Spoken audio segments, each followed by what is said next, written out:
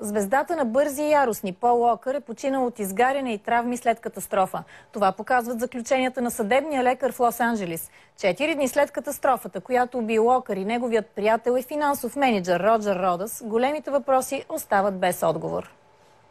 Имаше ли проблем с автомобила? Поршето Carrera GT, в което двамата мъже са били, е 3 пъти по-мощно от средностатистическата кола. Ново струва $450 000. Скоростта му е толкова голяма, че е трудно за овладяване. Според списание AutoWeek, професионален шофьор нарича колата страшна.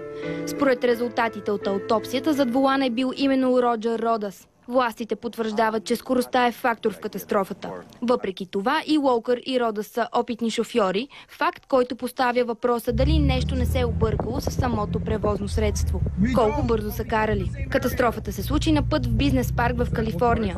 Районът има репутация на място, посещавано от любители на бързите скорости. През последните години властите полагат усилия да контролират района. На стълбът, в който колата се блъска, е имало знак за ограничение 70 км в час. Камерата за видеонаблюдение, която е в близост, не улавя самата катастрофа, но минути след нея показва черен дим, който идва от колата. В близост до инцидента има следи от гуми, които показват, че колата се е завъртяла, но все още се очакват резултати от експертизата, за да се разбере дали тези следи са от колата на Родас.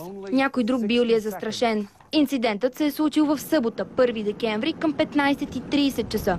В социалните мрежи някои коментират, че липсата на други пострадали е чист късмет. Когато през 2001 излезе първият филм от поредицата Бързи и яростни, Уокър неведнъж говори за опасностите от карането с превишена скорост и гонките.